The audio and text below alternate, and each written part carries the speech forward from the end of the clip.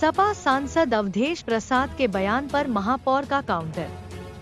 अयोध्या दीपोत्सव में सपा सांसद अवधेश प्रसाद को आमंत्रित न करने के बयान पर महापौर महंत गिरीशपति त्रिपाठी का काउंटर। कहा, राजनीति भाजपा नहीं सपा कर रही है, इसके पीछे राजनीति की मंशा देखी जा रही है। सपा सांसद की प्रोटोकॉल के तहत व्यवस्था की गई थी, उनके सहयोगियों की भी व्यवस्था की गई थी। सांसद को सद्बुद्धि आए, जनता ने उनको यहाँ का प्रतिनिधि चुना है, लेकिन वह यहाँ की संस्कृति का प्रतिनिधित्व नहीं कर रहे हैं। महापौर महंत गिरीशपति त्रिपाठी का बयान, यह बहुत ही दुर्भाग्यपूर्ण है। बहुत बहुत शुभकामना, बहुत मंगल कामना। और आपके विभिन्न समाचार माध्यमों के माध्यम से आप सभी देखने वालों को दीपोत्सव की बहुत बहुत शुभकामना। इस बार का दीपोत्सव विशेष रहा, दो वर्ल्ड रिकॉर्ड इसमें बनाए गए। जनसहभागिता के दृष्टिकोण से भी, सांस्कृतिक वैभव के दृष्टिकोण से भी, दिव्यता के दृष्टिकोण से भी दीपोत्सव अनुपम रहा।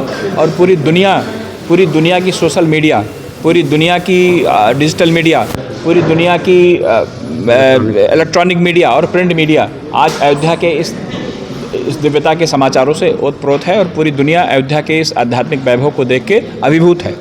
लेकिन बहुत दुर्भाग्यपूर्ण है कि अयोध्या के निर्वाचित सांसद, जिनको इस उत्सव में जिनका खुद का भी उत्तरदायित्व है, जिनकी खुद की भी सहभागिता होनी चाहिए, लेकिन उन्होंने अपने उत्तरदायित्व और सहभागिता से बचते हुए न सिर्फ उन्होंने उत्सव में आने से इनकार किया, बल्कि उनकी अलग से पास की व्यवस्था थी, उनकी अलग से बैठने की व्यवस्था थी। उस व्यवस्था से इनकार करते हुए उन्होंने इस दीपोत्सव की आलोचना की, जो अयोध्या के आध्यात्मिक वैभव से जिन लोगों को जलन हो रही है, जो लोग अयोध्या के विकास के विरोधी लोग थे, जिन्होंने अपने शासनकाल में 8-8 घंटे की लाइट यहाँ पर गायब करके रखा, जिन्होंने अराजकता और भय और गुंडाई का वातावरण अयोध्या में बना के रखा, उन लोगों को आज अयोध्या का यह विकास, अयोध्या की यह व्यवस्था, अयोध्या का यह वैभव उनको अच्छा नहीं लगता है। और वो सिर्फ अयोध्या इसलिए आते हैं कि अयोध्या के इस विकास में कोई विसंगति देखकर उसको पूरी दुनिया के सामने लाएं। मैं अयोध्या के इस सांसद के इस कृत्य की घोर निंदा करता हूँ और उनको अपने जनप्रतिनिधि होने का दायित्व निभाना चाहिए।